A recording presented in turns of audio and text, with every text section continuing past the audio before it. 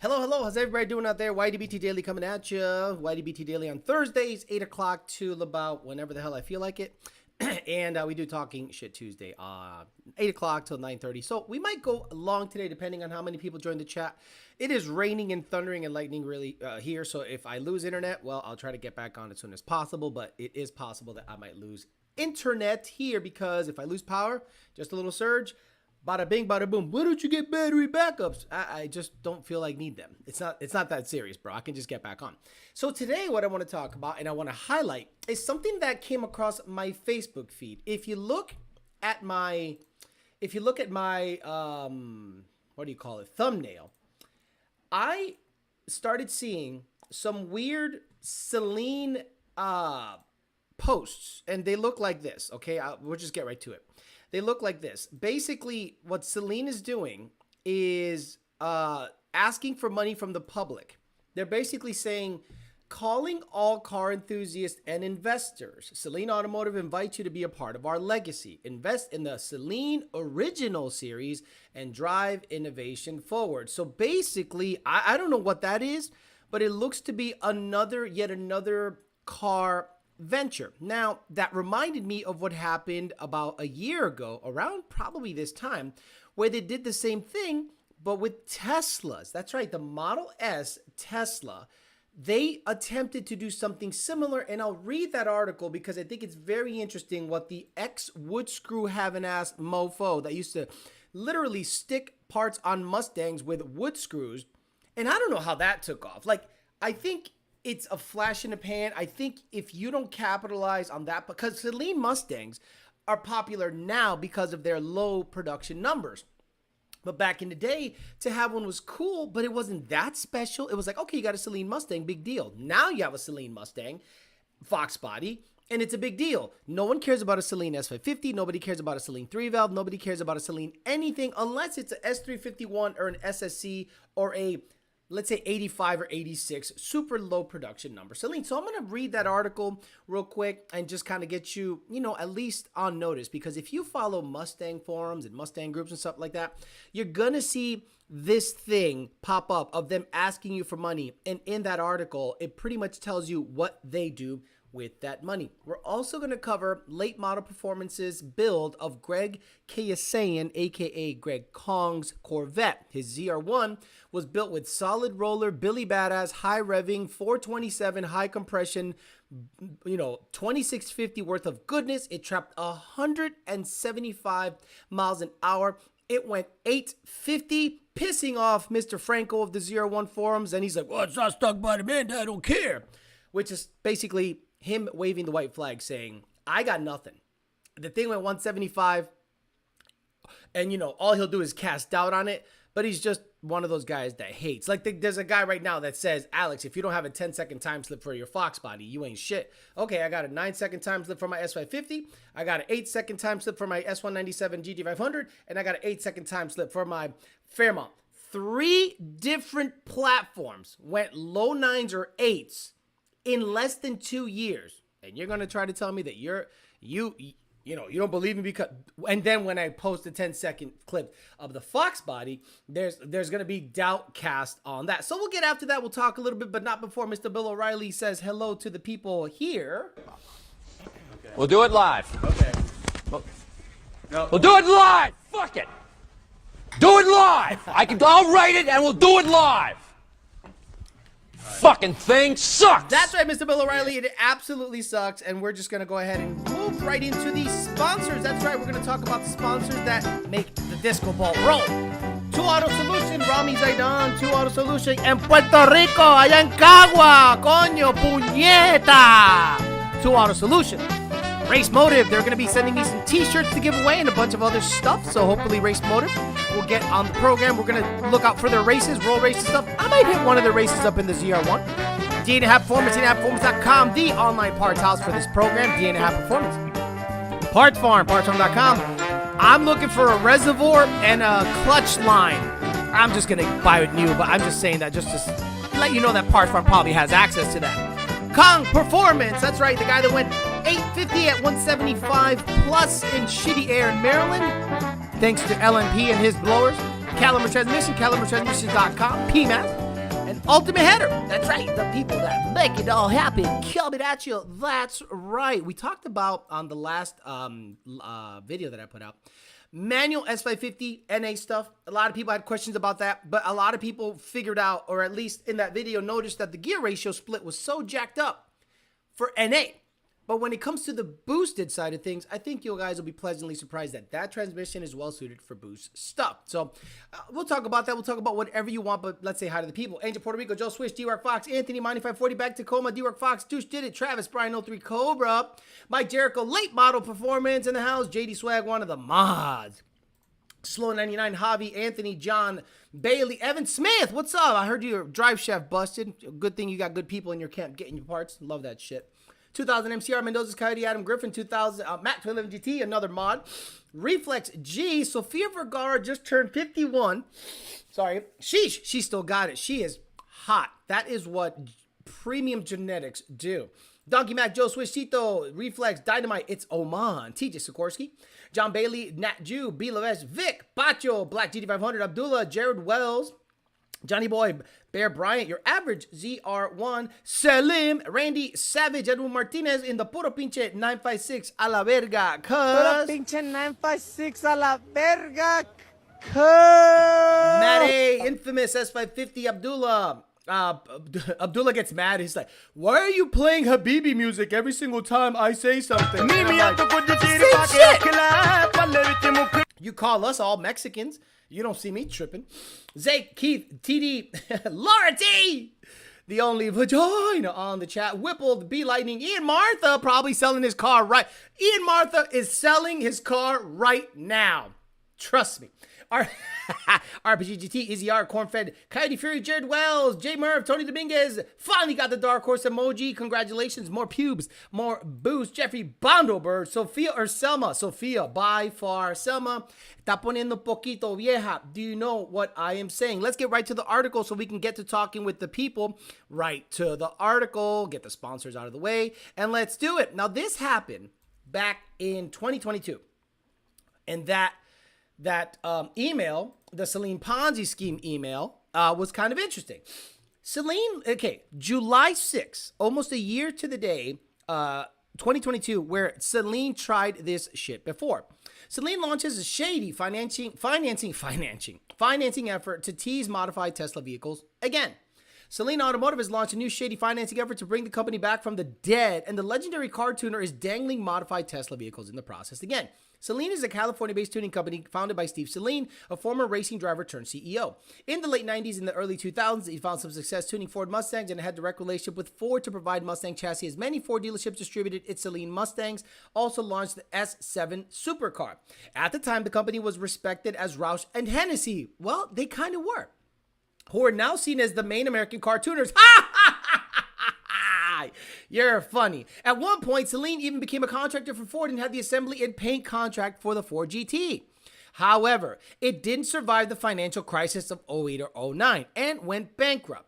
A few years later, Steve Saleen tried to relaunch the company, but he had to use some shady financing to make it happen.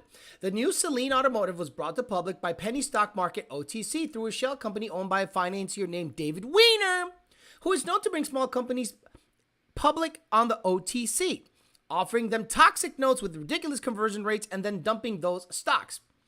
After going public and taking in millions in the convertible notes from the investors, Saleen started to make announcements about new projects and even electric vehicles, which caught my attention. Saleen announced that it would tune the Tesla Model S to create the Saleen Tesla 416.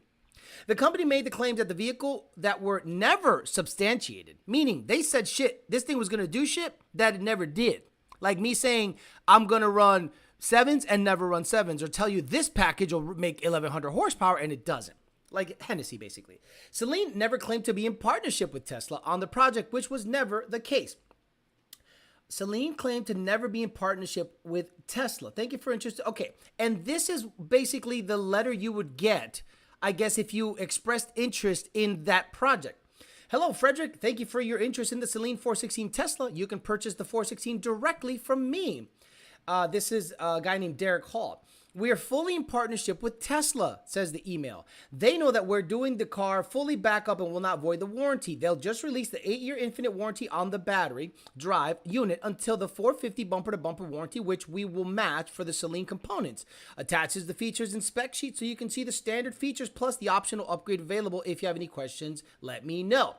Saleen took millions of dollars in customer deposits for the 416 and other vehicles, but only ended up delivering a few units. In 2014 and 15, millions in convertible notes matured and diluted Saleen stocks. The investors behind these notes started selling heavily, and around the same time, Saleen bought advertising on the penny stock website to promote its stock, and several stock pumpers started promoting the company. The new shares were unloaded on small retail investors who believed Saleen would find success with the modified Tesla vehicles, future EV projects they were teasing at the time. The stock went from $1 a share to being completely worthless over the next few years, and it was eventually delisted by the SEC and becoming delinquent in its financial reporting. 2019, Saleen tried to revive the company again through partnership with Chinese automaker that failed within a year. Now Saleen is back in 2022. Saleen is trying to do another comeback with the company's history is not enough of a warning. There are plenty of new red flags in the latest venture. Several people sent Electech a notice of solicitation of investment to Steve Saleen, which again, this made me laugh because I was on Facebook scrolling and I was like, why is Saleen putting out a sponsorship thing saying, calling all car enthusiasts and investors, Saleen Automotive invites you to be a part of our legacy. But check this out. Let's say you're a psycho and you go ahead and give them $500. Listen to the next thing. Investors in this offering, meaning if you give Saleen $500, will grant an irrevocable voting proxy to the company's CEO that will limit their ability to vote their shares of common stock purchased in this offering until the occurrence of certain events specified in the proxy, none of which may ever occur. Meaning, you give up all voting rights of your shares to Steve Saleen, the CEO. Our Saleen signature cars are built from base chassis of American automobile manufacturers, including Ford Mustang, Ford Trucks, Model S vehicles. We're also working with them and develop on the Bronco. And according to everything this guy said, that is not the case. So this is an amazing thing that actually happens out there. Have you guys ever been to these workshops that say, man, we're going to get you rich. You know how you make money? You got to go out there and get a loan for $0 down on an absolute piece of shit property. After you rehab that piece of shit property by taking out yet another bunch of loans, you can then list it and then or sell it. Or let's say you rent it out. And then in a year after it's worth, then take the cash out and then do that again somewhere else. If you're one of those guys that falls for that shit, you deserve to go bankrupt. You deserve to lose your money. You are the same guy that gave Andrew Tate money for Hustlers University or Top G Associated or whatever the hell Ponzi scheme and pyramid scheme he's thinking of at the time. It is Amway. It is absolute bullshit. But I saw that and I go, is Saleen again trying to come back from the dead by using Facebook ads and dumbasses on Facebook forums and Mustang pages to say, oh yeah, I love Saleen. Saleens are great. Let me give them $500. And let's say, 10,000 people give him $500. And all those people think they have a vested interest, meaning you have a stake in the company because you're technically an investor. Then you find in the fine print that now you have given your rights as an investor to the CEO. Like, you deserve to get your money taken. Supposedly, that guy got served a cease and desist, a gag order, the whole 9 yards, because he was out there exposing what Saleen was doing. Now, I don't know of any other car company that's doing that. I don't know of any other, but it reminded me of those people that go to retreats that cost $10,000. Like, I hate to say it, but I think Dan Pena is probably the best flim-flam man out there because he talks a really good game. People like Grant Cardone, people like all those people that say that, I made it, and if I made it, you can make it. I immediately go, you're full of shit. You're not giving me anything. You're not giving me leads. You're not giving me templates. You're basically saying, stop being a bitch, make money. You're not actually showing me anything. So I thought that was an interesting thing to talk about that's out there so we can converse about that stuff. But before we get to the people and all the other stuff, I want to give a huge shout out to the people at Late Model Performance. So they built Greg's motor, 12-to-1 roller deal that basically mimicked this car. Alec Bledsoe talks about it there. Solid roller deal, made 1,200 or so, actually close to 1,300 horsepower. I think they go through the build process of them going to the track a couple of times. I think it smoked the clutch, and then a couple other things happened, and then bad DA. They ended up changing tire size. They ended up changing a whole bunch of stuff. They show the progression. I don't want to show the whole video because I want you guys to go there and watch the video yourself because it is going to do well. It's 1 day ago and 20,000 views on a 15,000 sub channel. That means it's legit. But I love the fact that they give you the lineage of the whole process. The only thing that was missing on this video, and again, you guys did a killer job, was Greg. Greg, I love you. Get on camera. I love you. People want to hear what you got to say because you have to tie a product to a person, and you cannot be this omnipotent being in the cloud not talking to the people.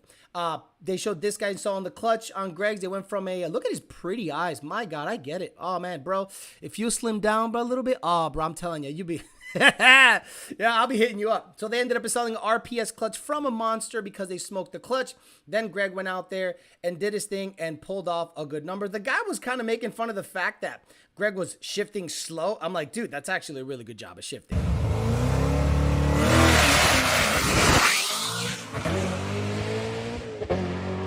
You try shifting 1,300 horsepower.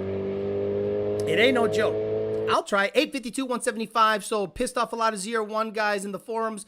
Pissed off a lot of people that said he wouldn't do it. Pissed off a lot of people that said he wouldn't put that on a dyno jet and prove the number. Like, that's the dumbest fucking comment I've ever heard in my life. So we'll talk about it. Plenty to talk about today. Saleen stuff, Greg stuff, anything else you want to talk about, we're here for that. We can also talk about the NA video that I released yesterday, trying to get you guys as much content as possible, as much info as possible. I gave you Coyote Swap stuff, NA build series, 6R80, MT82, D4, the whole 9 yards. Good shit. Last of what's mine in my account. Douche did it. Thank you for the money. Alex, my Gen 3 is 4 degrees off according to the law. Can I gobble your Boricua cock? Says Bean Bryant. Ha! Ian Martha, 2020 Hellcat Challenger for sale. David Phillips, channel support. Thanks for helping with the knock systems on my 19 ESS car this week. All good to go now. Thank you for being an awesome guy that pays me. I love that. That's the best. I don't know how many people would react to a gorilla talking on camera. He's literally like the hottest guy you've ever seen. Like, yeah, I know he hates being on camera, but this is the game we play. If you're afraid of being disliked, too bad. People already dislike him. There are people out there that hate him no matter what. Meanwhile, they run all his shit. Like, fuck Kong. Kong sucks. By the way, look at my Kong 2650 blower. It made 1,000 with a Kong cold air and a Kong this and a Kong that. Like, Greg can just get on and say, what's up, guys? Or, hey, it ran a good number. Like, he doesn't have to, like, actually talk. You can be like, how'd the run feel? And he's going to go, good. He has great hair. Maybe he's a little self-conscious. I don't know, whatever. But, he literally needs to be on camera. He's a very good-looking guy, well-spoken guy, a little quirky, but who the hell is it? What the fuck? What are you going to do? I'm all in for doing what makes you happy, but damn, something needs to be done about these financial influencers or whatever you call them. LMP channel has great content. LMP's channel is taking a completely different approach. See, this channel relies on volume. LMP's main money is LMP, the tuning, the parts, the whole 9 yards. The YouTube channel showcases what they do, and they basically put out a miniature movie each time it's out. Great production, great editing, great stuff back and forth. The editing part where they actually fed in some Facebook comments in the middle of that video had me rolling because I am part of the ZR1 forums. I never post because I know better, and I just read the absolute retards that hate on Kong 9 times out of 10. And 9 times out of 10, people don't own ZR1s on those forums. I just sit there and see if I can learn something. Nothing. I've learned nothing from those forums. I've learned more from the people that tune them and work on them. than on that forum, which again, just like I take my own advice all the time, do not go to forums to try to learn something. Find the expert or experts in that platform, listen to them. And that's what I've done. And I think I've actually done pretty well and when it comes to the tuning aspect, the parts choosing aspect, the car's rolling out. So you can't really hit on that. Alex, you can interview Greg too if you find time. Greg will not want to be interviewed because Greg is busy. Number one, Greg is busier than I am. He's either he's on his boat or I don't know what he does. He literally machines all the time, or he's at the gym. He's either at the gym with jeans or he's working. So I'm not going to ask to interview him because I don't think it benefits him. Maybe he feels like his parts speak for themselves, but I really think he should at least be on video and go, this is who I am. This is my car. LMP did a great job. And then back to Alec Bledsoe talking. It's real easy. Shout out to Greg, but he needs his ass whooped for replacing the carbon ceramics with drag brakes. Yeah, I agree.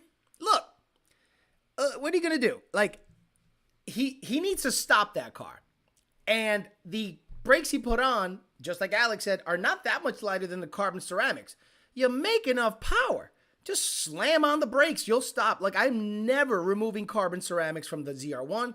I'm never taking the 6-piston Willwoods off of the GT500 because that thing went 170 and it stopped, like legit stopped. What Saleen would you consider buying? The only Saleen I want is the 99 S351. We'll try to get him on video next time we go faster. Look, that car, okay, and I love you guys, and you guys do great work.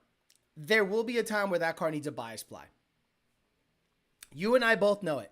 He either gets a fuse, aka a slipper clutch, like a Black Magic situation, which, take some dialing in and keep a drag radial on it. I think you can go quicker that route. Obviously, we're going to have to come to Jesus moment because you're either going to spin or bog the car. And now you're going to go, well, we're going to have to manage some wheel spin. And Alec Bledsoe is familiar with the PDRA stuff with bias ply slicks, so I'm sure he can apply it to that, which will be tricky, but I think a lot of parts are going to break before they actually, because I think that car can go 7s, obviously. It's got the mile an hour. It's just a matter of front half in the sucker. Now, if Greg fronts half it nasty and gets a good launch out of it, again, he's not competitively drag racing it. So it doesn't need to go rounds. All it needs to do is a glory pass. And the glory pass will sell more parts than you winning a Warriors versus Tres Cuarto class or a Street Fighter class at World Cup. By far. Getting a dyno session next week with Lund, says Whippled50. Gonna dial in the new RPG motor and E85 with 3.5 Whipple pulley. Return fuel system, free flowing. Sheesh. Today I had about 3 back-to-back dyno sessions. And again, these guys, one of them is going to an Outlaw No Prep, which it's a Pro Charge Cougar Coyote swap. I think that's gonna be interesting with a 4R200. That thing had the worst MAV signal on the planet, unless it was wide open throttle. And this is the issue we're starting to see with really big centrifugals. If you have a really big centrifugal with a small pulley that's able to generate 25 plus PSI, at idle, that thing is going to hate life. So we either have to idle it at 11 or 1200 and live with that, or you're going to have to live with a very bad idling Pro Charge setup because it's a turbulent MAF signal in transition and idle at high boost levels. Watt, it's perfect. Watt, it's pressurizing that housing nicely, not really causing many issues, but we'll see. Be on the lookout. See if there's a Coyote Swap Cougar out there. Hopefully he does well. He won last year. He won his class last year. So again, he literally finished the car, which I do not like doing last second shit, but he did last second shit. So we'll see what the deal is. So how many times did the Trackhawk get stolen? What's happening here? Hi, Alex. Recently sold my Trackhawk and came back to afford getting a manual 16 GT Performance Package Premium with 6,000 miles. Where'd you get that? I still have my Engage with my previous Mustang. Can I still use it with this new Mustang? Joshua Atkins, all you have to do is look in the tuning status screen. If it shows index 1, 1-1 or 1-2, you're okay. If it shows 1-3, you got 1 unlock and that thing is done. Yeah, look. Okay, guys, you got to understand. A lot of you guys have never owned the vehicles that seem to be popping and fast online. You go, oh my God, if I ever get an F-150, that'd be so sick. I owned a RCSB Gen 3 S550 F150 that ran 12.2 with a draggy on the street. Nothing crazy, but it was NA, 18 manifold, PMAS cold air, E85 tuning, and it went 12.2 at like, I don't know, 113 or something. That was the worst driving vehicle I ever had. The 10R80 sucks unless you're at wide open throttle. The regular cab short bed drives like a farm truck. It was awful. There was no redeeming qualities. It was uncomfortable. I couldn't get back in the seat. But you guys go online and go, oh my God, I'd sell my left nut for a RCSB Gen 3. And I had one and it was terrible. If I was to ever build a truck, it'd be a crew cab. You know, like a super crew short bed. Like, and then twin turbo it and, you know, run low tens in it or something and be done. Because this crazy notion that you lust after the most sought after vehicles online, then like you get into a Trackhawk, you got an $1,100 note. Bet me he had an $1,100 note. And it was okay. It wasn't great. And he probably got it stolen. He probably had to worry about Pookie rolling up and Hellcats and Trackhawks. They got Timmy on the turn up in the blast off. That's right. And the last thing he needs is a woman getting her ass. Cause I'm trifling.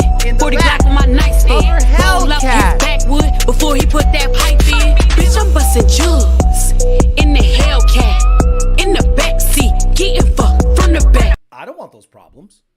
I don't even want to think about the fact that someone might be getting their ass eaten in the stolen Trackhawk. I'm good. Having a nice car in the hood is dumb as fuck. Buddy just bought a 97 S351 with only 1,000. I want a 99. I don't like the body style of the previous generation. 99 was the first year of new edge styling. And I would replace the lights and make them the foggy or the darker lights or whatever. But yeah, I wouldn't roll with the only car that 94 to 98 that I would buy would be a 95 Cobra R. 351 Windsor, Tremec transmission. If I'm not mistaken, it had 355s. And it's rare as shit. Nobody has them anymore. But man, imagine you stuff a good healthy cam, a valve train, 410s. Bro, that's gonna be a nice little car. But no one's doing that. They're keeping that shit stock and put it in bubble wrap. Exactly, Mango Brain says a Trackhawk weighs 5,300. But I saw this guy on Valley Racing's channel. And, you know, he rolls out. Yeah, he's got a Whipple built trans E85 fuel system. Like stop. They're cool, but they're not that cool. Okay, if I'm going to buy, okay, number one, you got to understand, you're buying basically a $80,000 to $90,000 Dodge that isn't a Viper. Like even Hellcats, Chargers, and Challengers are, in my opinion, should not be in the 80s or 90s. The red eye wide body, yes, because it has demon stuff. But in my opinion, a regular Hellcat, a regular Challenger, Charger, Hellcat deal, narrow body situation, you shouldn't pay more than $69,000 for that shit. But these guys are paying $75,000, $80,000, $82,000, $85,000. That's crazy to me. It's a Dodge or Stellantis or whatever the fuck you want to call it. Stupid shit. I would never pay that kind of money for a Dodge.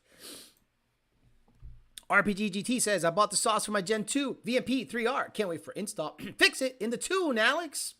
Nope. 850 note. Sheesh. I mean, that's still not bad. $1,100 note plus a Sprite for bribing Pookies. What's up with the PCM Tech Tuner? Seen it the other day. No idea. They decided to just put out some kind of pro racer package so you could tune your own Coyote. Go ahead. Go ahead. Buy that shit. It's no different than buying an MPVI, HP Tuner's editor software. And, all right, let me try to tune this motherfucker myself. Now, is there a value file system? Is there some kind of value file system for that new product? And if there is a template value file system, who built that? I don't know anything about it. It's like a pro racer package, basically, that SCT used to sell. HP Tuners currently sells. They're trying to get into it. I can't. It's like You need expert tuners tuning these cars. If you let people tune their own cars, they're going to start blowing shit up, ripping tunes. That's the other thing. Oh, dude, don't get me started on programmers. Do not get me started on programmers, bro. Rather drive a Toyota Sienna than an F-150. I'm telling you, F-150s are too rash. The saving grace is the Coyote. Look, not many Chevy or Dodge products that aren't supercharged. You can just slap a blower on and the sucker becomes evil now. Like an F-150 with a Whipple is an instant 10-second truck. And not many, and that's pretty affordable, you know, for what it is. It's on the affordable side. I'm trying to see if I lowered the volume in the living room. Yeah. So you can make a 10-second truck happen with a Whipple, pump gas, 52-pound injectors, and a booster pump. Bam, done. You want the 85? You want a little more boost? Fuel system, boost, stock trans, still go nines, high nines, low tens. Not many cars you can do that with. The saving grace is the Coyote. But in my opinion, the body that it comes in, and the drivetrain and the way it feels is not desirable. It's really drives like shit. I bought a 23 Scat Pack Charger, cool family car, but nothing special. I tuned my own Coyote after watching Mustang Lifestyle on YouTube. It was easy. Look, if Mustang Lifestyle starts offering tuning advice, I will tune in every day. And just poke hole, like he'd become like poking holes in theories. Because you get, if you don't know anything about cars, you can't tune cars. Now, the problem is with modern cars is programmers got in there, started manipulating some data, but the moment the car has an issue, then you're going to start going, I don't know. The data doesn't make sense. I don't know. When you now have to become basically a mechanic that is remotely located somewhere. Okay, I'll give you an example.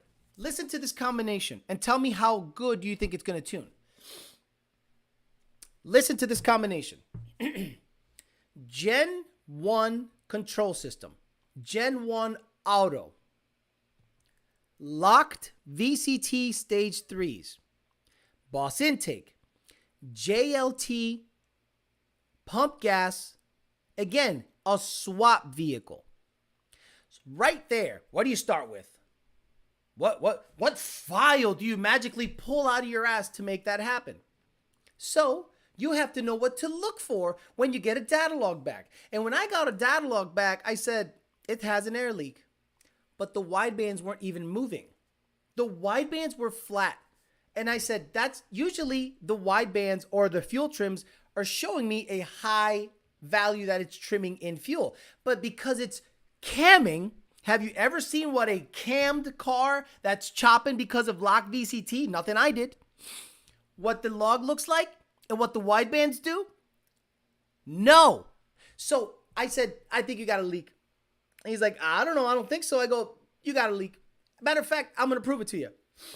Here's a tune with 40% more fuel at idle. Log it. Logs it. And it's showing fuel trims at 50%. I go, you have a massive leak on this thing. Sure enough, he goes, God damn it, you got it. God damn it, there was a huge leak. I didn't even notice. Thank you, man. I go, okay, go back to the first tune and log it.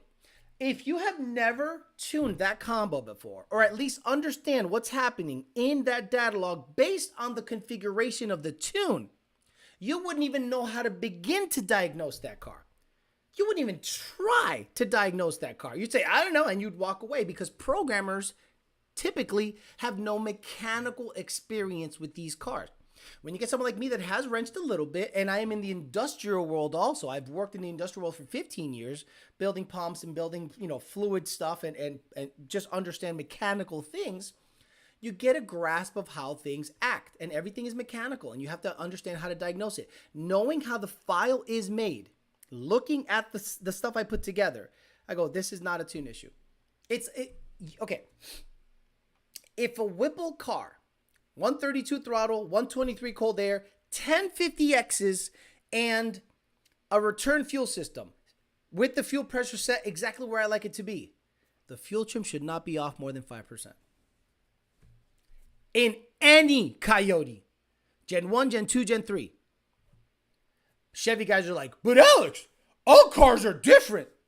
No, they're not. In Gen 1, Ford used the same cold air data for every Gen 1 car.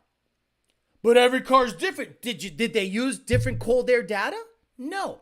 Whipple has a very vetted 123 cold air intake data.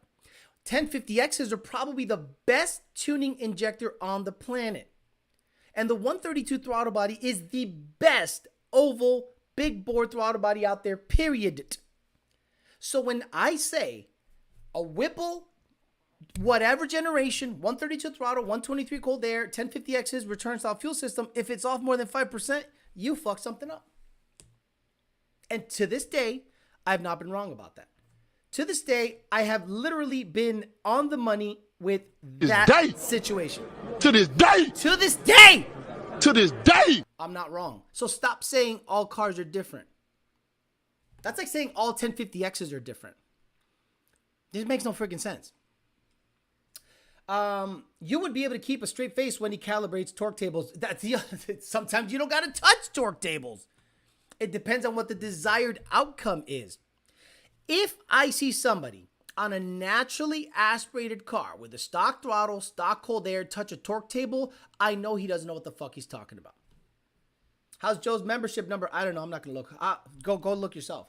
Who does that Getting Pipe in the Backseat song? That's Suka Haley or whatever the fuck her name is. People have been tuning their own race cars forever. Might be tougher with a Coyote, but not impossible. Okay, Danger Ranger. Go ahead. Go ahead and install a Kenny Bell 168. Go ahead. Install a Kenny Bell 168, a 5-inch MAF, FIC 1200s, return style fuel system, locked VCT. Oh, I'm not going to do that. Oh, okay. So you're going to go Holly. They have a self-learn fueling feature. You have a cable throttle that all you got to do is put in the TPS. You get injector data that has a drop-down menu on that Holly. And you're saying you're tuning your own shit? No, you're not. Holly is tuning that shit. You ain't tuning nothing. Stop it with that bullshit. My thought process is dumb shit to me. Oh, I tuned my own car. Really? There's a self-learn feature in this bitch. Well, throttle body has vetted data, and there's a drop-down menu for it. And there's a drop-down menu for your injectors. Fuck you. Well, that thing tuned itself. Get the fuck out of here.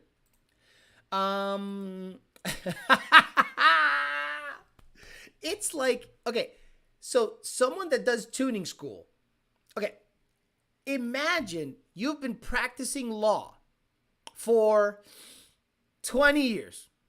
Different types of law. Med mal.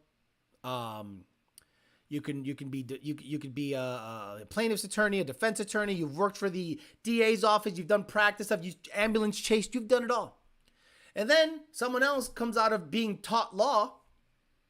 It comes out and says, I'm better than you. I'm like, I've been practicing it for 15 years. Different types. You just came out of a school that taught you some law, not actual practice. So it's totally different. Trevor didn't want to school and he welds upside down. Can't figure this out. Need to do this log tonight. 3 to 6,000 RPMs in fourth. Shift the position as and paddle down to fourth and what? Yeah, you already said that, Montez, in your email. You said that in your email.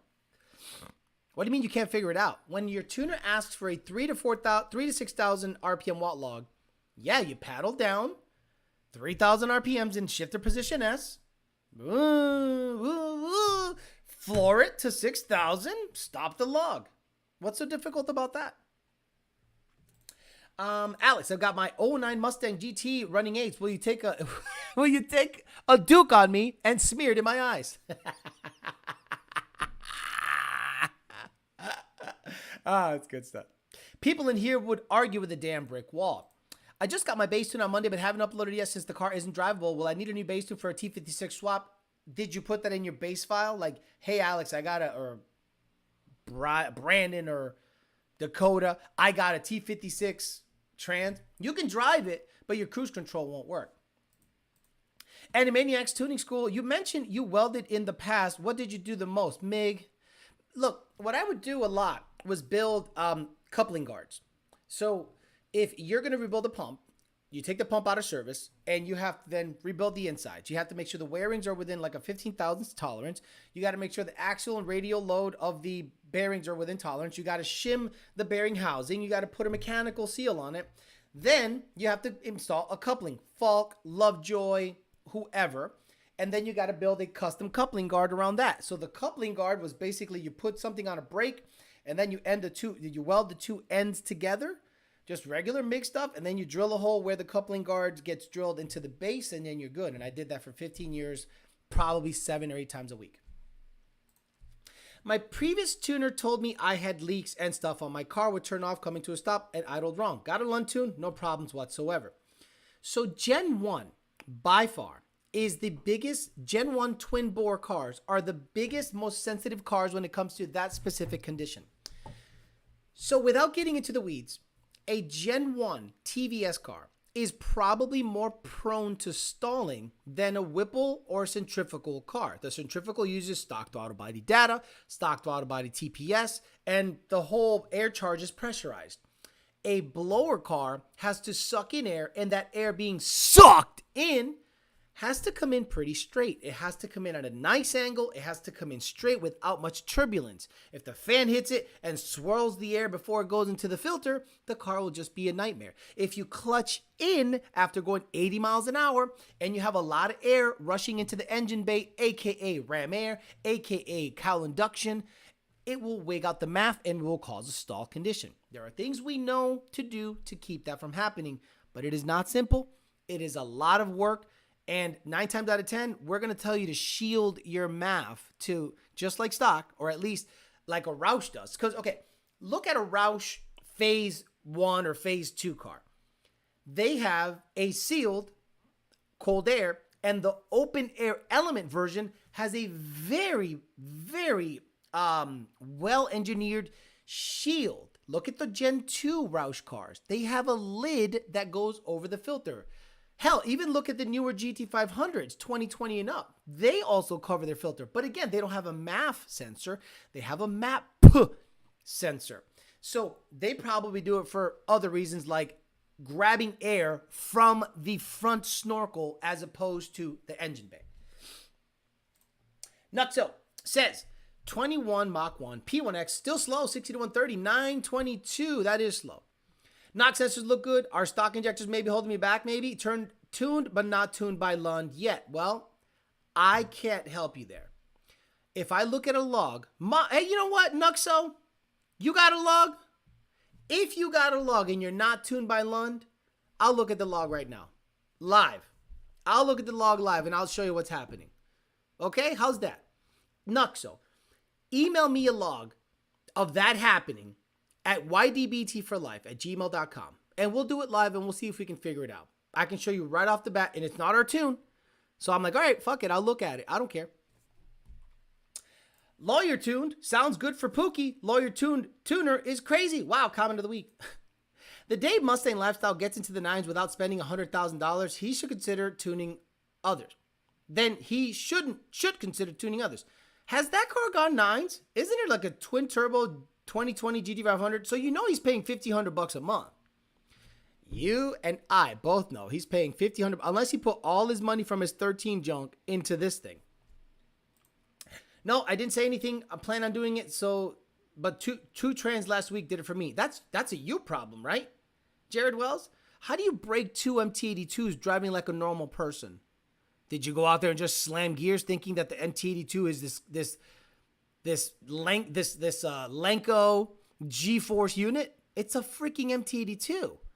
You shouldn't be power shifting nothing. You should be gingerly putting into gear. And when you want to go racing, you install a racing transmission in there or a Ben Cal Mercedes 3. Second Shift Racing says, sorry I'm late. Bondo was driving. Now that is a good excuse. Had a dude today tell me that what's going into neutral after a dyno pull was a myth and it won't cause excessive wear to the rings. I told him have fun with oil consumption. Had a dude today tell me that going into neutral after a dyno pull was a myth and won't cause excessive wear to the rings. So, okay, if you're on a dyno and you let off and you let that sucker decel all the way down to idle, you're a fucking clown. You're not only a clown, you're a fucking retard. Do you ever see those people on a dyno that make a pull?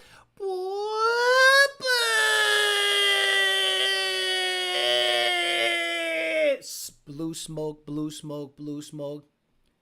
And if it's a turbo car, blue smoke, a ton of blue smoke. Why are you letting the car decel all the way down after a dyno pull? Clutch in. Clutch the fuck in. Put it in neutral. Why the hell do you want it to engine brake all the way down after a 150, 160 mile an hour pull? You are a stupid. Any dyno tuner that does that, immediately get your car off of that dyno and never go to him again. Yeah, I said it. Alex, you're doing the Lord's work. You got it. But look, if I can help the guy out and go, bro, your shit's slow because it's only seeing this much timing, or your knock sensors are pegged at 9, I can help. Just let me know if you do go ahead and... oh, there is an Easter egg, Anthony. So this is the best thing about Lund Tunes. You can see the Easter egg on a log. You go, look at this. Oh, shit. Oh, that's good stuff. Look, when you see an Easter egg on a log that isn't a Lund tune, you laugh so hard because you can prove. And I'm not going to give you any examples of what Easter eggs are, but I've seen it more than once.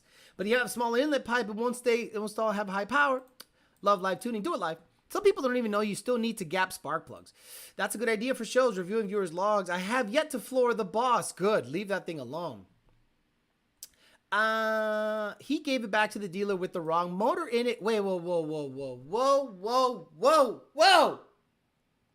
You're telling me someone put a different motor in a 1314 GT500 than should have been in there? Like a 5.4 Carter's TV? Is that what you're telling me? Should totally send you guys a wellness log. Yeah, Edwin Martinez, absolutely. Alex, the Stage 3 MT82 D4 from McCallum make the gear ratios more favorable? No, a little less favorable. They're a little longer. They're more like T56s, but it's a built trans. So annoying, whip it in neutral.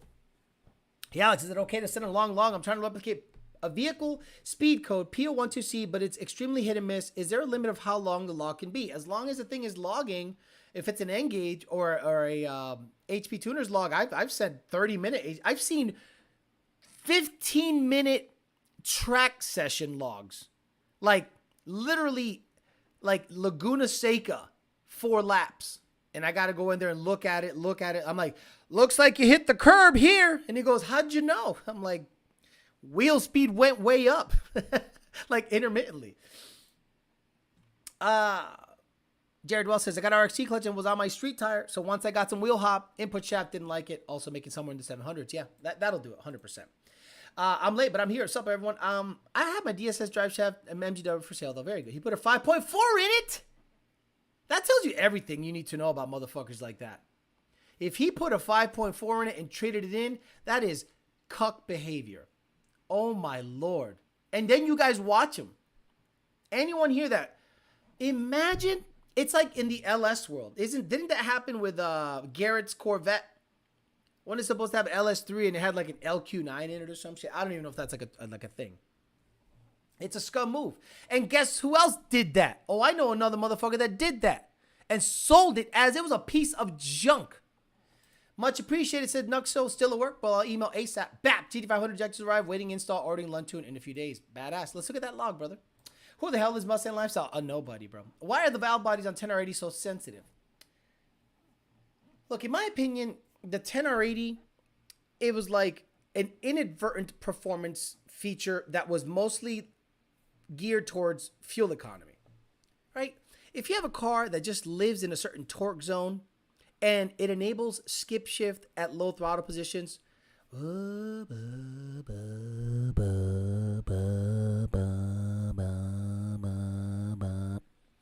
that thing's just gliding. It's not really doing anything. Fine. It's great for fuel mileage. Then you guys started going wide open throttle and going, hey, this thing is actually quick. So after about 7 rips every week on the way to work, from work, to work, all weekend hossing on the thing, then one day you're driving to work and it goes, Hey, Alex, what's wrong with the tune? The tune? You think the tune's the issue? Not you flogging the ever-living daylights out of it every weekend? 5 60 to 130s in a row? And you're like, well, what's wrong with my 10R80? What do you think is wrong with your 10R80? You're beating the shit out of it. That's what's wrong with it. Too easy, thank you. Tried to save Dakota some time. Bought a Rylex and Lund's tune from Mustang Alternative Lifestyle. It was a big deal on IG about him doing it. I think someone contacted the dealer. Bro, you can literally sue the guy. Because, okay, let's say okay, did he post that he put a 5.4 in it? Like he self-snitched that? What clutch did I put on section 8? For now, a spec. I do have an RXT non-HD. Again, these clutches are sacrificial lambs. So I got them for free. Thank you, Bondo. And thank you, Jacob Power by the Hour. They gave me a brand new dual disc RXT because he's like, it's sitting on the shelf. I don't need it. So they're sacrificial lambs. I'm going to dial shit in and see what is what. If eventually I got to buy like an RPS Billy Bad Boy with a slick in the back, I'll do it. But that's like $3,800 bucks. Big money. 2000 MCR. Gotta love it. Probably wasn't even a GT500 5.4, just a Navigator 5.4. Wait, those are the same. I can't wait to see the GT500 up running, bitcho. My Terminator is slow and needs juice and a Magnum T56. Look, I'm very excited. I ordered the reservoir today and the clutch line. The pedals are going in this weekend. The input shaft from Strange, which is 31 spline. Sorry, the slip yoke, for the drive shaft. Is coming in tomorrow or the next day. That means I can at least put it in there.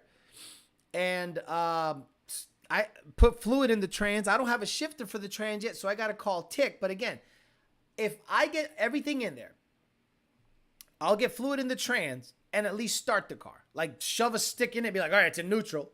Shove the slip yoke in the thing and be like, all right, let's start it. And look for leaks because I want to keep it up in the air. Look for leaks.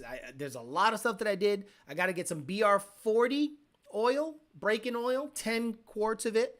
I got to hook up the steering shaft. There's a lot of things I got to do. But once I get everything up and going, it's going to be not open header, but it's going to have a X-pipe. And then I got to get the drive shaft ordered because I got to have a custom length drive shaft or my old drive shaft, get it cut down to the right length, which is, I think, 43.5 inches from U-joint to U-joint. And then we'll see. We'll see if the thing likes to party. Nope, the car was advertised by the dealer and posted the engine made photos of what a damn 5.4 in it. Dealer had no idea what a difference was. Can someone send me that?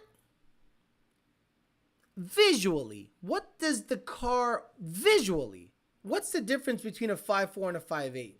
Visually. Let me know. Why would you self-snitch on yourself?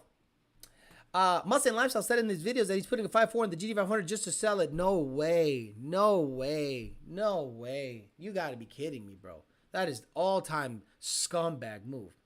If you need another RXC, let me know. I have an old one in my car still, but good to use it. Dial things in if it burns up. I got two, so I'm good for now. Alec checking in, see what the headline is. You didn't tell me you were talking about us tonight. Late model. Look, man, you joined. It's all good, brother. Look, I do things kind of like spur of the moment. I didn't want to make you feel like you had to be in there. We talked about how Billy badass that run was. But you know how satisfied these guys must have been because there are people on ZR1 forums, just like GT500 forums. Remember the GT500 forums?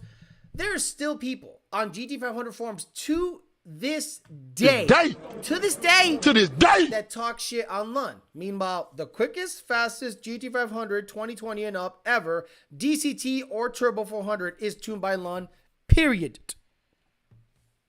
So the satisfaction that the late model must have had when they saw 175 miles an hour on the board. Who cares what the ET was? That means it's making stupid power. And people that hated on Greg and late model's tuning tactics, there are people to this day that think that a Dyno Jet is a better, more accurate power showing I can manipulate a Dynojet's power number by literally fooling the temperature probe. I can put a hot gun, like let's say a hairdryer, on the temperature probe and skew the data, okay, if I want to. But whatever. So a 1,300 horsepower car will not hook on a Dynojet. I repeat, it won't hook. A lot of you guys would say, well, just tighten it down more. The more you tighten down a car on a dyno, the less power it'll show. Think about it. You are now slamming the tire on the rollers. You strap it down. You put 4 straps. Then you put fat guys in the trunk. Do you think that's going to show more power or less power? It's going to show less power because now you have more drag on the situation. You have more weight on the rollers. You are literally slamming that tire down. It'll show less power. Cars that make, in my opinion, 1,200 and up, and you want to see if the parts or tuning that you are doing to it is actually making a difference, you got to put it on a hub dyno. My GT500 at 1100 wheel spun on the dyno every single time. So what I did is I went, well, I'm going to just look at the data and guess that it's, and see that the graph wasn't spiky, because if the graph is spiky, I'm like, it's spinning the tire. So I'm like, I'm going to give it a 20 to 30 horsepower, you know, like a buffer. I'm going to say, So if with an IAT difference, right? I made an IAT difference and it made another 100 horse. So I know that it didn't spin on the dyno on either pass, or at least if it did spin, I would take away 30 horsepower and say, okay, it made more power with less IAT. I did a run with regular water temp, so it got up to 120 IAT 2, and then I put ice in it and it got down to 85 and it made another 100 horsepower. The intake air temp actually was worth 100 horsepower from 120 to like 80. So I said, okay, but if I wanted to see the true number split, I would have done it on a hub dyno where it does not spin at all. A spin on the roller will show a differential between RPM and roller speed. The data is not usable at that point. Alex said he's tuning. You know, that's the life of a tuner. I mean, look, I would love to have you guys tune my ZR1 just so that I can at least know in my head that if it acts the same after you tune it, then I'm not the issue. Like, I'm driving my ZR1 around, and after it gets warm, it starts driving like crap. So I'm thinking, this is either a throttle body issue, or this is either the O2 split. You know how the O2 split goes up, down, and you feel more torque, less torque at steady state? You know what I'm talking about. I know for a fact that you know what I'm talking about. When you're cruising and you're looking at the narrow bands and they're going up, down, you're in your car, you go, whoa. I'm like, I'm not doing that. So I'm like, all right. And then the hotter it gets, the worse it gets. And then I have this crazy dead spot. So I'm like, all right, I'm going to go back and look at all my data. I asked Rami, what throttle body do I have? And he said 103. Okay, I had 102 data, which isn't that different, but we'll see if that actually affects it. We'll work with some decel stuff with the minimum pulse width. We'll work. Look, I'm working with it. But if someone else tunes it and it drives the same way I'm tuning it, I'm going to go, okay, then this platform just doesn't drive good. Right? Like, Mustangs have spoiled me. Every Whipple 800 to 1,000 horsepower car drives well. Goes, ooh, boo, boo, and then just chills. Always. Like clockwork. No variable. No nothing. My Fairmont. Just chilling, no problem. The Corvette, when it's cold, and then I get it warm, it goes, I'm like, okay, I don't know what I'm doing. I've thrown injectors at it. I've thrown different cold airs at it. This is my favorite thing on the car right now. Wide open throttle, right? Bam! Air fuel says 10.8 across the board. I throw 1% at it, meaning take away fuel, 0.99 in that area. 13.0 AFR. I go, 1%. I just go to the speed density. Fuck. Fords have spoiled me. If you're going to do something like that, don't post it on YouTube. Still scummy to do it behind the scenes. Yeah, the 5.4 into the 5.8 deal is super scumbaggy. Alex, your D4 video inspired me to take a comprehensive gear split chart for all 7-manual transmissions. Option for Gen 1, 2, 3, Coyote Mustangs. There you go. Adding more weight to the rear, increase and reduce power. Who would have known? Throw some glue on the rollers, which is dumb. It actually gets slippery. Alice, that O2 description on point. You can feel the car acting goofy when cruising while the computer is adjusting trims. Exactly. And you know what that feels like in the Ford world, James Williams? In the Ford world, that is a torque request issue. So when you are driving, let's say up a hill, and the car now requests more torque, and if you have bad throttle body data, again, bad throttle body data, which throttle body data is requesting torque. And you're going up a hill, the car will go, and I'm like, it is a torque request issue. But when I look at the data log, I see the exact moment it's on the run up, the car accelerates a little bit, and when it comes down, it decelerates a little bit. I'm like, okay, I got to chase this down, because if this is how these cars drive normally, I'm not down with that shit at all. Corvette engine bays are too tight, way too tight. It is not fun to work on the Corvette. C7s I hear are worse, according to Alec. Not brand hating, but I've read those same concerns in the vet forums after installing the Kong ported.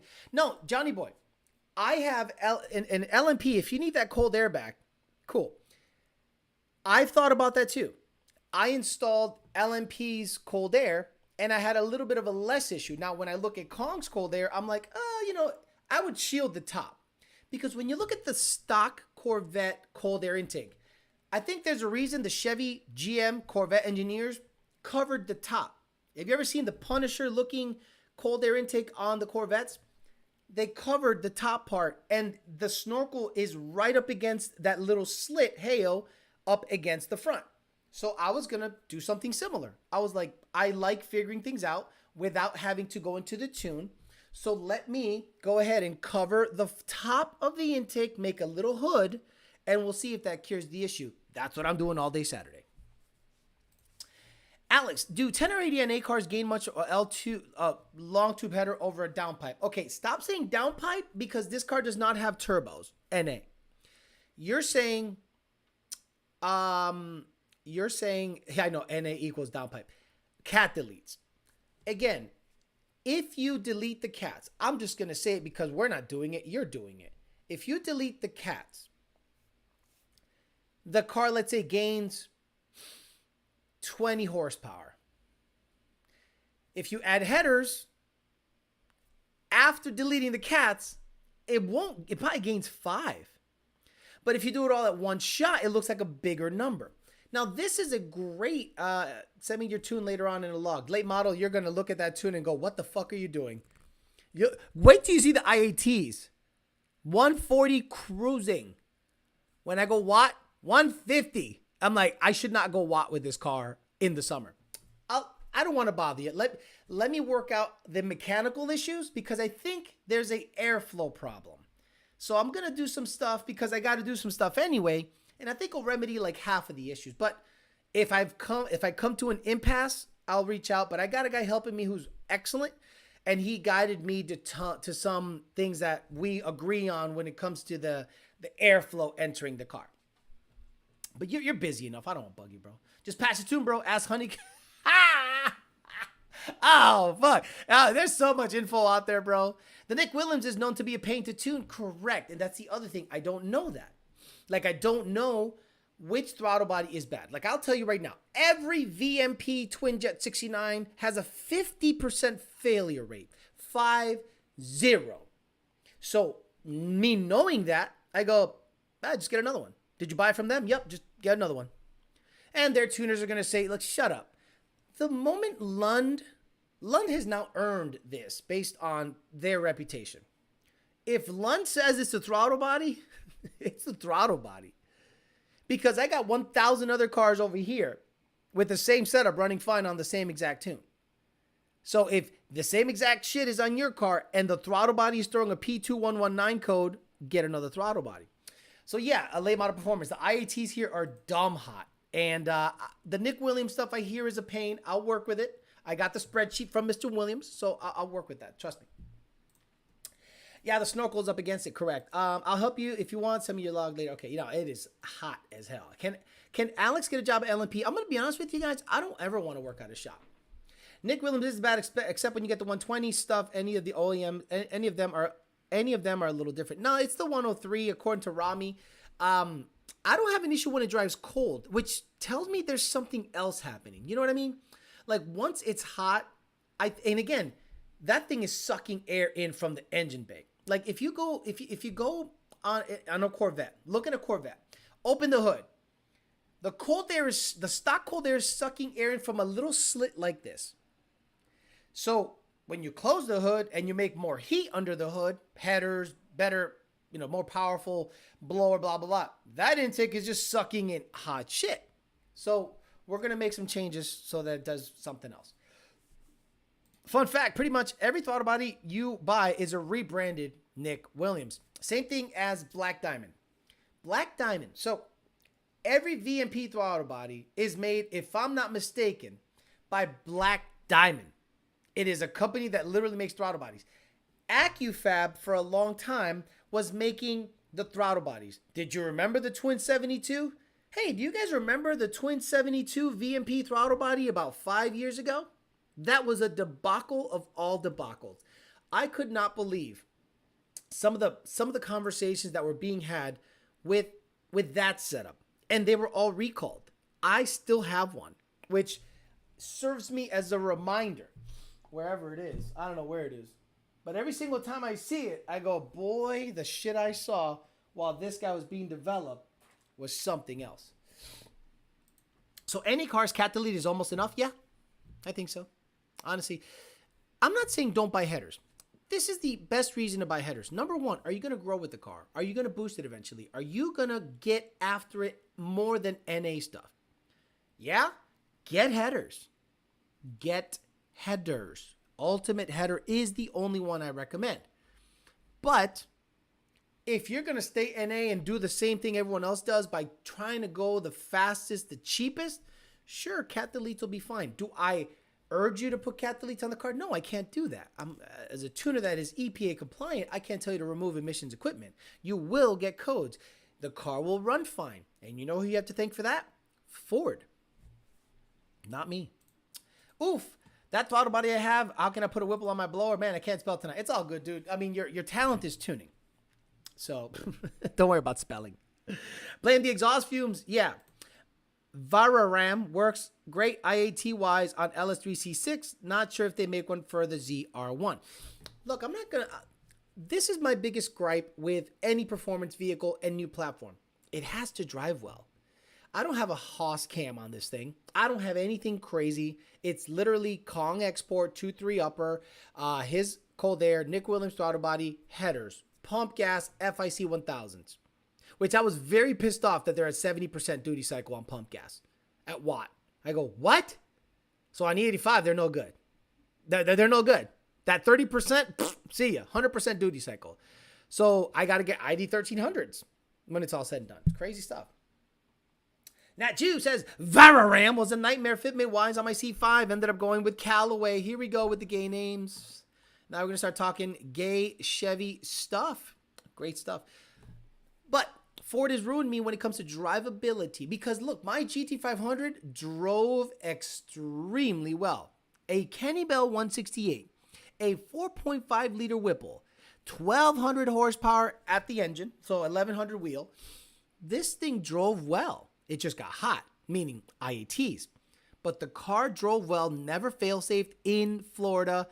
IATs got up to 140 cruising because of the very loose converter in the Turbo 400. But now that I have a T56, I might be able to cruise and it won't live at 3,000 RPMs getting everything hot. And I might be able to drive it at least 20 minutes to a Cars and Coffee. That's all I really want. I want to go race it. Go for a cruise, getting some ice cream, go to a Cars and Coffee, and come back home without having 250 IATs. That car ruined me. The GT500 drives 10,000 times better than my ZR1.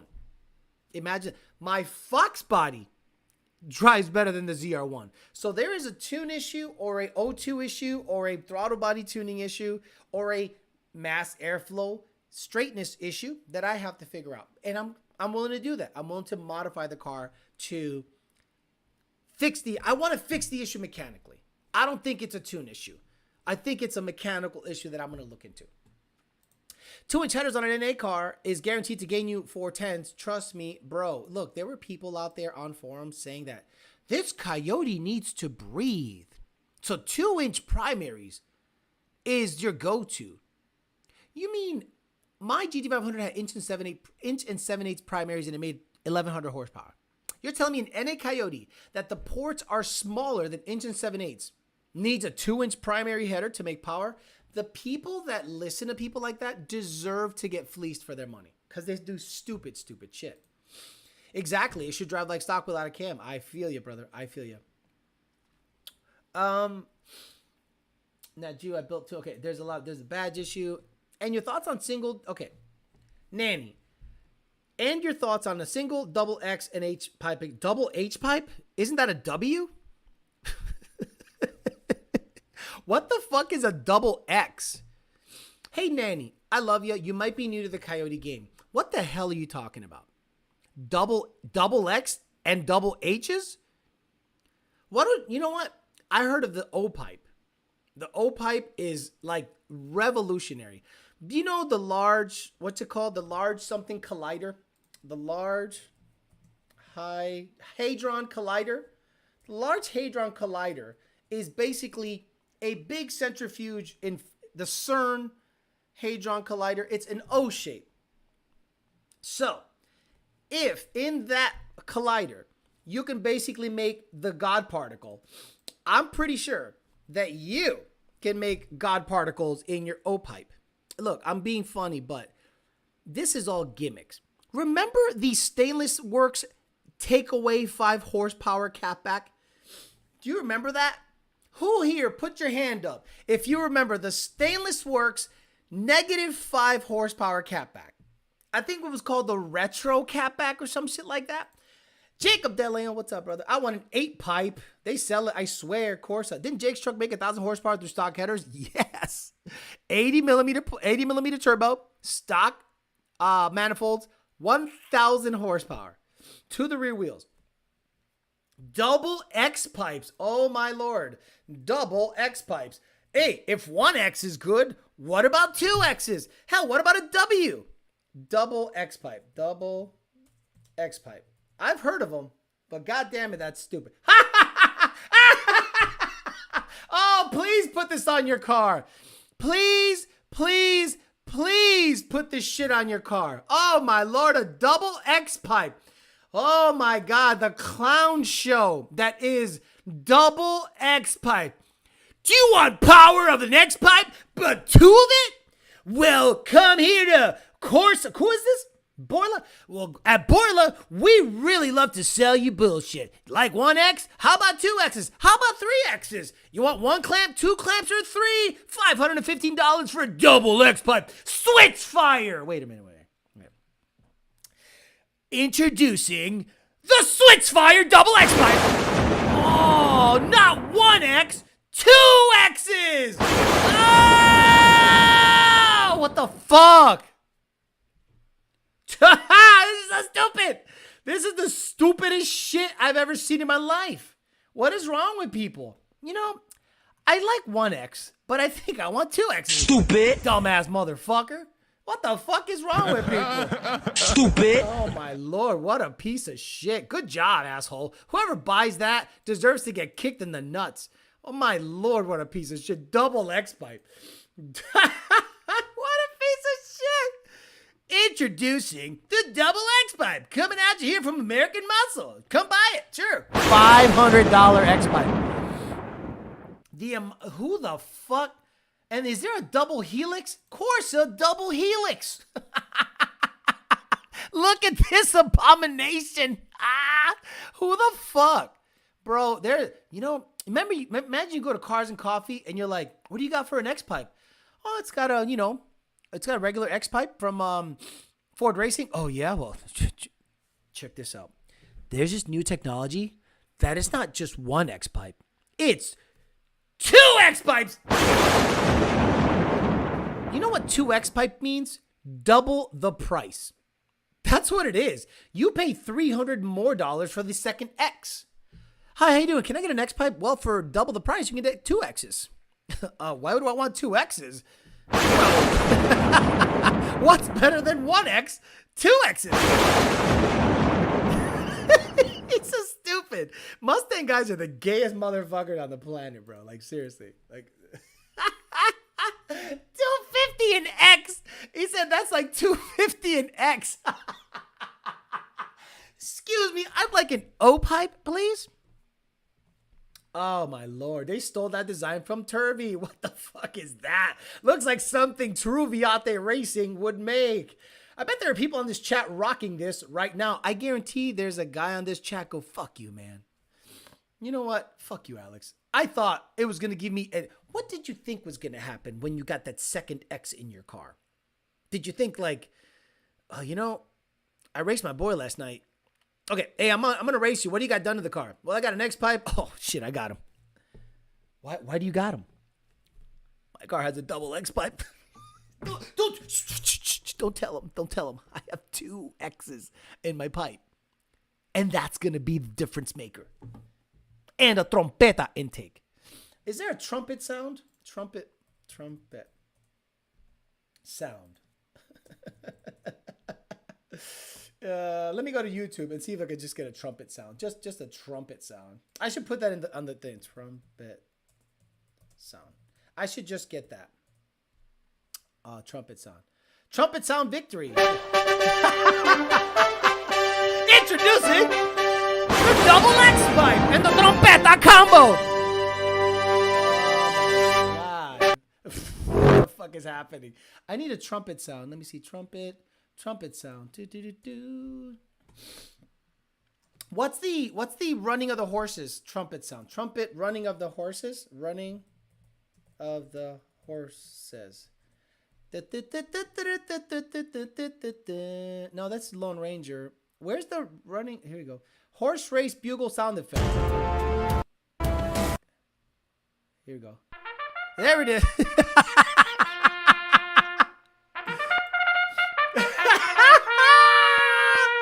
Introducing the trumpet double helix combo. What the fuck is wrong with Mustang guys, bro? Like, for real. I hate you. I hate all of you. Every single one of you dumb sons of bitches that somehow made companies believe that more is better. Well, you got good airflow? Yup. Clean signal? Yup. Well, why don't you stick a trumpet at the end of the intake and see what happens? You know what we should do? We should market a harmonica cold air intake. So that when you hit a certain note, you know you're hitting a certain frequency. And it is a we should put a harmonica at the end of a cold air.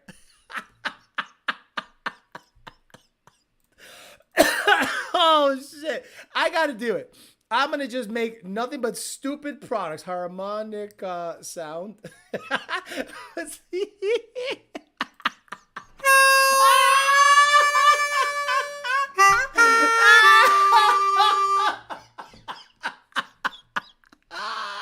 Oh, hey man, go watch. Oh yeah. One day a race is gonna sound like this.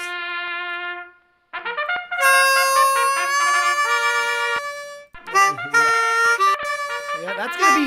What the hell's that coming down the road? A band?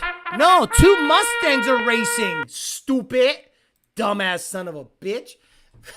It's so, bro. We're done. We're done. Like. Harmonica cold air and a trompeta. Oh, fuck me. Catback queefs. It's good. Look, we're there. We are there. We are at Idiocracy. The 4 horsemen are gonna come down and just wipe the map with this motherfucker because we are now putting goo on our tailpipes so that we can have purple flames. We have trumpet intakes and double helix X-pipes. It's over. It's over. It's over. You know it's over. You and I know it's over. It's over, Johnny. It's over. Oh, fuck me. Call it the hard days. Oh, yeah. Like I'm trying to think of a harmonica song. Like, what's the Once Upon a Midnight Dream?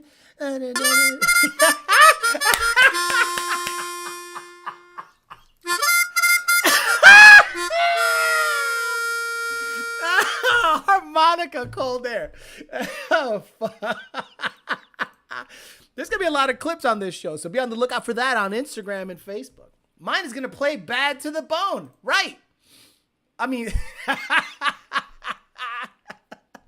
bro, this is just the dumbest, what about a double helix X-pipe and what about the trompeta? There's a guy right now somewhere in the United States at this moment angling his stock radiator.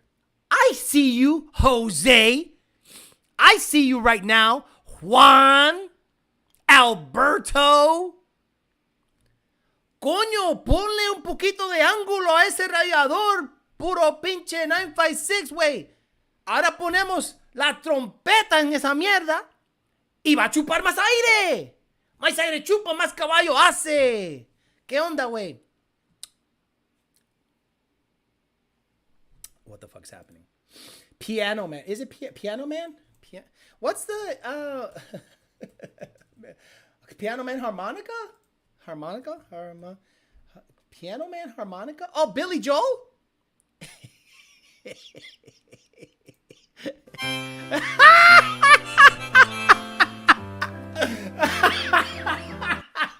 Oh, fuck. Stop it. Oh, fuck, man. This is the best. It's best. Don't get copyrighted, but Piano Man, I just played the beginning. It might kill it. I'll clip it out. I got to get paid for this stream. This stream's good. The 4 X-pipes are the apocalypse. The double X-pipe is for people who can't fabricate the exhaust straight and evenly spaced for more than 3 inches. Trumpets and harmonicas and flame and burble and diesel pop tunes at Mustang Week. Have you heard the guy who put a rubber chicken on his blow-off valve? God damn it, what I miss. Alex is cracking up. I love it. Look, I do this show. You know why I do this show? I'm going to be honest with you. I do this show so that I can laugh at it after I do it. I don't know what I'm doing while I'm doing it. So I go, take a shower, blah, blah, and I just play it. And I'm like, fuck, that guy's funny. it's me. So, I basically do it so that I can hear it back, give you guys clips, and then maybe you have something to look forward to on a Thursday or whatever. Take out the headlights for dual trompeta. Is there, wait, I think Spanish music has the best trumpets. Salsa, trumpet, music. Like salsa has great trumpets in their shit. Let me see.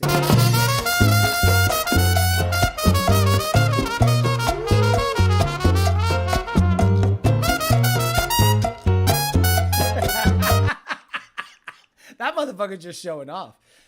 Double X glass pack would have been an awesome deal back in the day. Double X trompeta. Awesome video. I'm dying.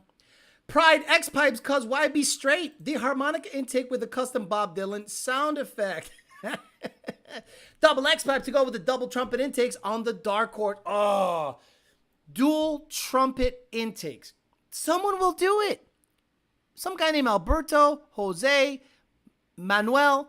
You will make a dual trompeta, and you're gonna go, bro. This is it's at least a horsepower, man. Then you put the stock cold air intake back up. Oh man, it feels so snappy. It feels better. It feels more. Hey, I don't understand. I put it on the stock shit, and it feels more snappy and more better. I don't get it. I put the dual trompeta on there, and it felt good. I thought, right? And then I put it on the stock stuff. And coño cabrón, eso guió perfectamente, like right down the street. Like really nice idle and everything. I don't get it. I get it. If you're building a dedicated roll car, would you build a C601 or Z06 and just build it? Z01. I mean, well, okay. Okay. The issue is you really have to hop up a Z06. Look, okay. My car went from 530 rear wheel horsepower on pump gas to 700 with a port, pulley, headers, and tuning. Of course, fuel. So can 5 mods that don't require the motor coming out get a Z06 in the low 6s, 60 to 130? I don't know. I'm not in that world. I'm sure you can make 600 horsepower and it's lighter, but I don't know that you can run a similar number than with the mods. With the mods, there comes a point where you're gonna have to like rip the engine out and put a freaking centrifugal on it or something. Alex, that song you played once on the chat, what are you talking about? Just got off work, catch replay, leaving a like. NA guys, living La Vida Loca. Mustang guys are going to go sound like a ska band going down the track. The DJ air horn is going to be the Mamalona two-step. But will they have us two CJ with a monoblade version? It's because they used to be Infinity owners. Cordry is running the drawing board to develop a double trumpet intake, one for each missing fender. Oh, my Lord. Doesn't he know that aerodynamically he's really hurting that car? Whatever. A dual trompeta intake on their $75,000 18% Dark Horse. Dual steering wheels, independent handling. Troquita Cumbia song. I can't play it because it gets copyrighted immediately. Love seeing the new engine on the Shelby. Can't wait till you get on it. When you went with the VMP Charger? Yes. So, Sack Nicholson. Great name. Sack Nicholson. What I'm going to do is I'm going to run it on the VMP 2.4 upper, 10% lower. It should make 11 to 1200 wheel. Then I'm going to install the Whipple supercharger with the biggest pulley I got and see what it makes on that, because the 2650 is seniors. It is not mine. Alex going to have an aneurysm with some guy in tickets and says, has JLT no tune required intake on the driver's side and an S&B tune required on the passenger side. Well, that sucker better be map based. The best thing that can happen for the Mustang Dark Horse is it have a map sensor on it, so I don't have to do a goddamn thing. No tuner has to do a goddamn thing once people start throwing cold airs on it, because we don't have to do shit. Just like F-150s. Z06 modded to the hilt without an engine, puller, or blower wouldn't stand a chance against your Z01 right now. That's what I'm saying. Like, my car went 6.1, literally 4 mods. I'm not saying a Z06 can't do it, but it'll take a lot more mod, motor out, blower, you name it. Thank you, McLovin, for the money. Appreciate you very much. Small amount, but I love it. Anything you guys can help. But you know what helps the most, guys? Seriously. Hit the like button. Share. Plan on becoming a member. The memberships are steady money. And again, you want to see me do cool shit? There was a guy today. He said, I would watch your show if you traveled to shops and interviewed people. Well, I can't do that. I have a full-time job. I have a full-time job that consumes my life the most of the day. Like Alec Bledsoe right now is, he lives to work. He's in his 20s. So he wakes up at what? But 7? Has his Dunkin' Donuts and a bagel, bacon, egg, and cheese. Goes to LMP. Hey, what are we doing today, boys? We're doing this. We're doing that. Da. And then once the phones stop ringing, that's when he starts tuning. That's right. Once the phone stopped ringing, 5 p.m., he goes, all right, fuck out of here. I'm going to start tuning. And he goes home at 11 or 12 or 1 in the morning just to do it again the next day. So imagine he starts doing YouTube stuff only. He can't. It doesn't pay the bills. If the memberships go off kilter and crazy, like I literally need only 2,000 members. And I can double my income. And then I could do this full time. But again, I'm not looking to do that. But if the channel starts making so much money that I have to do it, yeah, of course, absolutely. I'm out of here. See you later. I'll just start doing. I mean, I'll work for London as long as possible. But if this thing is making hundreds of thousands of dollars a year, yeah, fuck. See ya. I'm out. Introduce the all-inclusive S650 Brown Burrow dual trompetas, Crawford or Spence. Great question. Let's finish it here. Crawford has power. He is ambidextrous. Great boxer.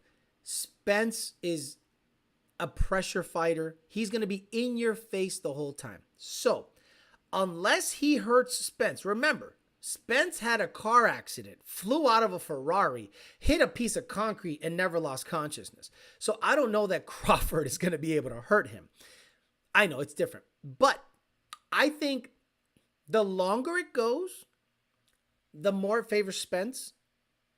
but Crawford can knock him out at any time. So what is my actual prediction is? Spence by decision. Spence by decision. When you're going to do a legit podcast, right? Exactly. Like you want what when I can afford to. Like I have a full-time, I like how people think that I can just like invest $100,000 into a studio, have people over, fly them in, put them up, have the time to interview them and make it interesting and pay the bills. Bro, stop. How many members are we at currently? About a couple hundred. Like, I think there's only like 200 members. So, but that does enough to be able to afford what I got going on and give you, shows. The Corvette, the cars are being paid for by the channel. The bills are being paid for by Lund Racing. Thank you, Sean K. Appreciate you. Oh, you're the guy with the Corvette. You're the guy with the Z06. Badass. Douche did it. Thank you very much. Nat Jew, thank you very much. And McLovin, it runs 10s. McLovin, thoughts on installing Whipple on a single cab F-150 pump gas? Would it run 10s? Yes, it would run 10s, 1090 with, maybe octane booster. Spence by decision is the most probable odds. Exactly. That's in my opinion, the thing that's going to happen because watch Spence versus Brock and then Crawford versus Cal Brock. And that's, in my opinion, the best comparison of both. All right, guys, I'm out of here. Thank you very much for hanging out with me for an hour and a half on YDBT Daily. That's probably going to be the normal thing going forward, doing an hour and a half. Again, congratulations, LMP of MD. Congratulations for doing an absolutely killer job shutting up all the haters with Greg's car, proving that you guys know what the fuck you're doing. Be on the lookout for Saleen telling you to give them $500 and then you won't have a vote in the whole venture.